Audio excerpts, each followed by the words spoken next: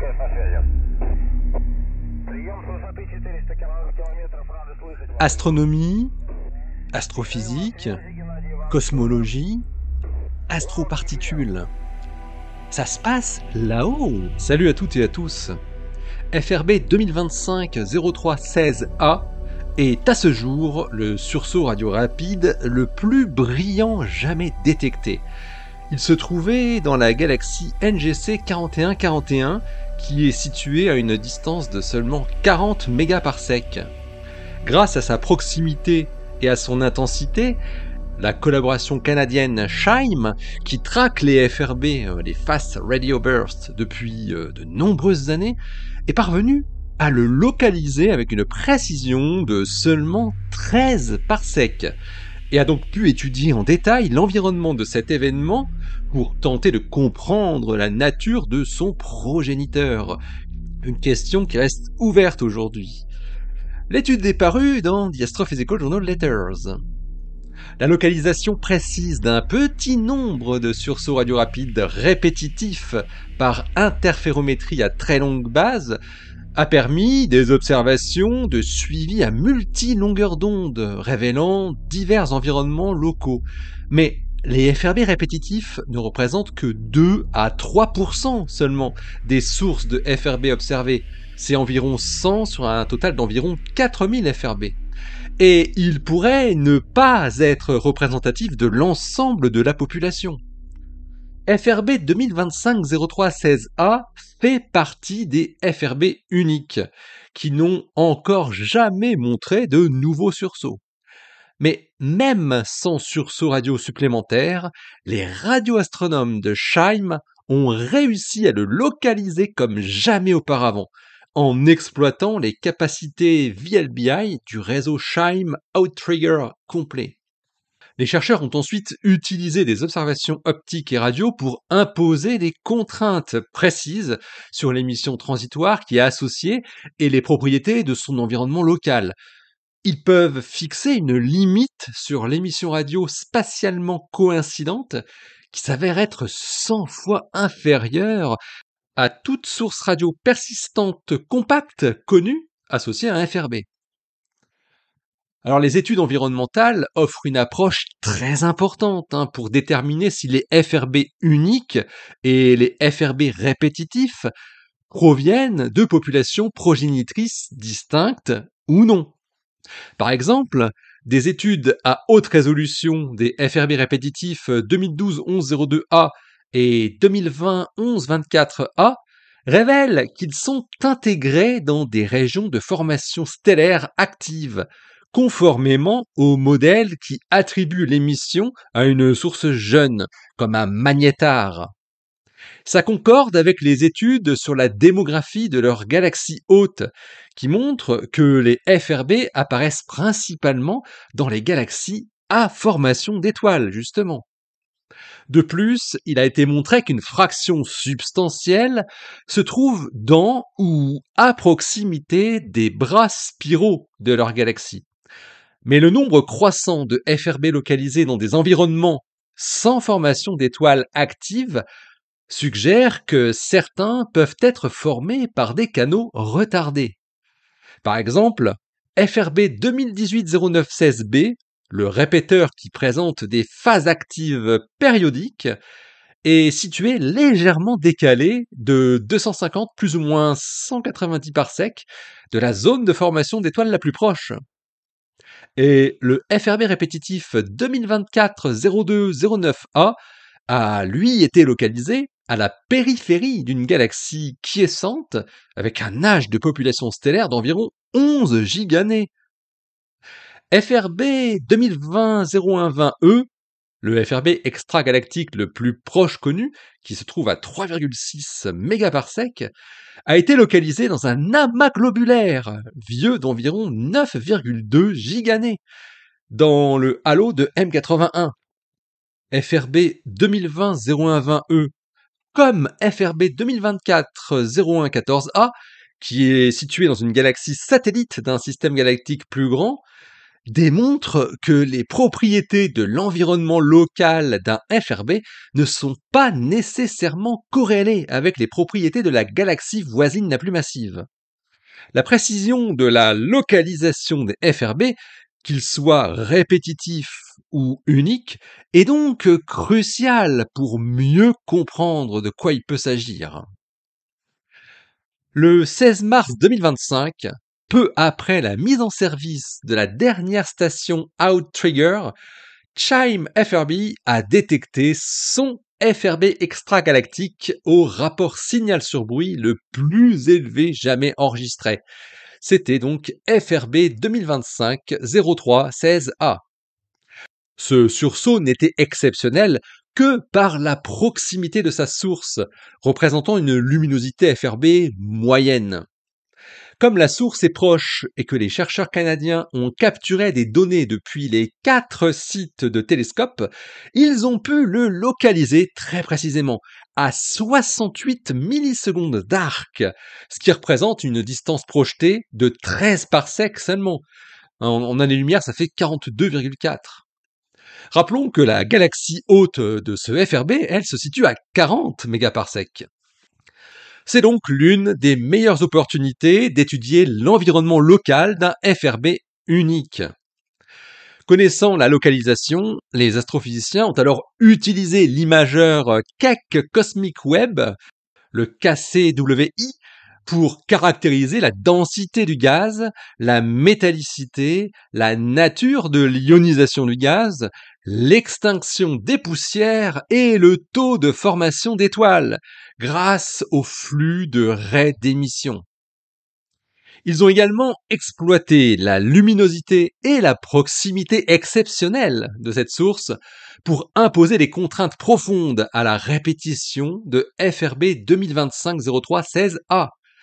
Ils constatent qu'il est incompatible avec tous les répéteurs bien étudiés, compte tenu de la non-détection des sursauts à des énergies spectrales plus basses. Les chercheurs de Chime s'attendent à ce que cette source demeure la limite observationnelle de certitude quant au caractère non répétitif d'une source, compte tenu de la rareté des détections à un tel niveau au-dessus du seuil de fluence de Chime FRB. Selon eux, s'il existe une population distincte de FRB non répétitifs, compte tenu de cette tension apparente avec la population de répéteurs connus, leur étude de FRB 2025-03-16A offrirait un aperçu unique de l'environnement local d'une telle source non répétitive. Des observations rapides de suivi avec les télescopes optiques MMT et Gemini ont ensuite permis d'exclure une émission transitoire supérieure à une magnitude de -8, 9 jours après l'événement. Les observations régulières de l'observatoire Kodanam et du KIT défavorisent quant à elles les transitoires optiques lumineux tels que des supernovas, que ce soit de type 1A ou de type 2, qui pouvaient être compatibles avec la localisation de FRB 2025-03-16A pendant près de 25 ans avant le sursaut radio.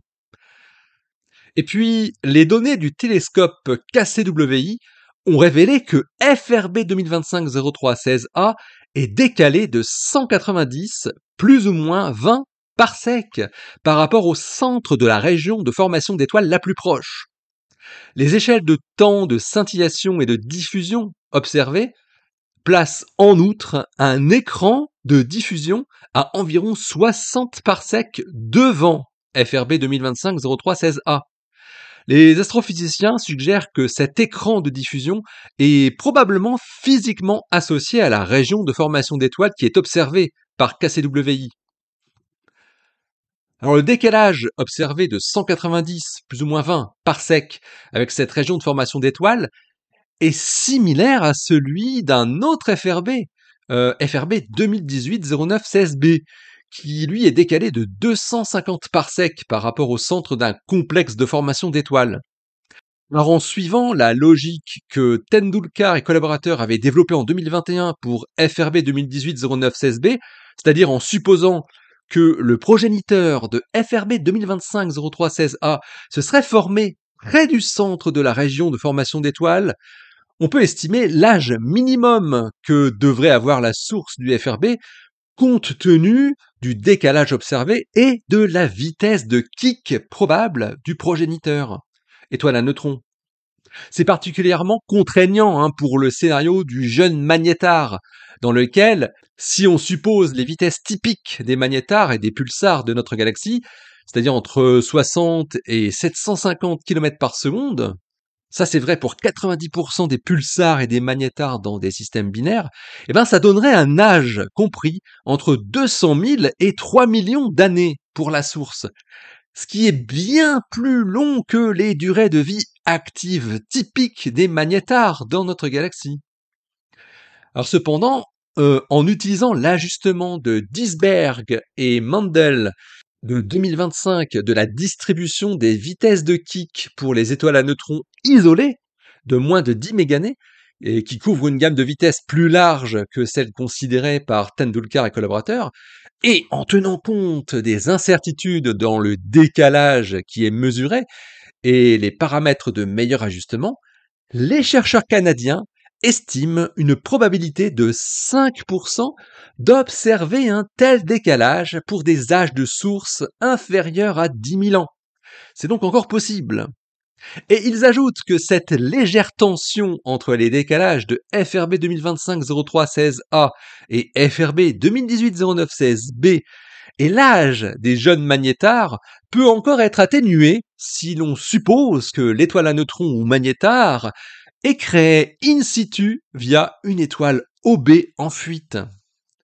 Et oui, parce que d'autre part, Peter Blanchard et collaborateurs, c'est-à-dire la collaboration SHIME également, qui ont analysé finement les populations stellaires dans la zone localisée grâce à l'imagerie proche infrarouge du télescope Webb, publient donc un article compagnon à celui-ci.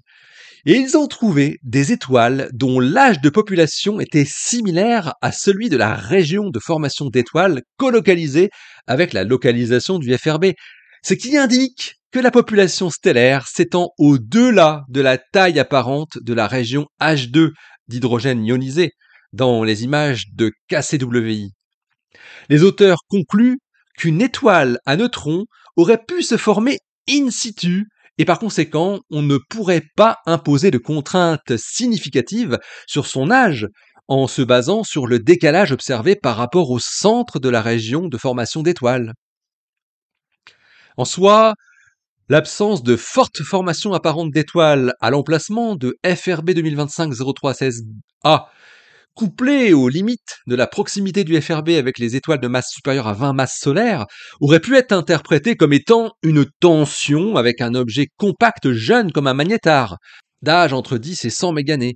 Mais Blanchard et collaborateurs montrent que les emplacements des jeunes étoiles à proximité du FRB rendent les observations de FRB 2025-03-16A compatibles avec un objet compact formé in situ.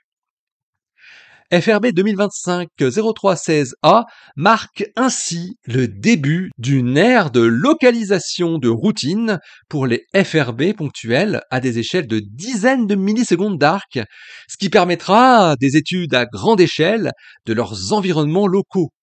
Et dans cette quête, SHIME sera bientôt secondé par d'autres radiotélescopes comme CHORD, le Canadian Hydrogen Observatory, and Radio Transient Detector, ou bien le DSA, le Deep Synaptic Array. De quoi révolutionner l'étude des FRB pour comprendre leurs multiples populations et puis peut-être dévoiler leur origine. L'article de la collaboration SHIME est paru dans The Astrophysical Journal Letters, le volume 989, daté du 21 août 2025, comme celui de Peter Blanchard et collaborateurs. Le premier s'intitule FRB 2025-03-16A, un sursaut radio unique, brillant et proche, localisé avec une précision de 13 parsecs. Et le second s'intitule des observations par le télescope James Webb du FRB précisément localisé FRB 2025-03-16A. Allez, d'ici la prochaine, portez-vous bien, restez bien les yeux vers le ciel, et puis restez bien les pieds sur terre. Allez, salut!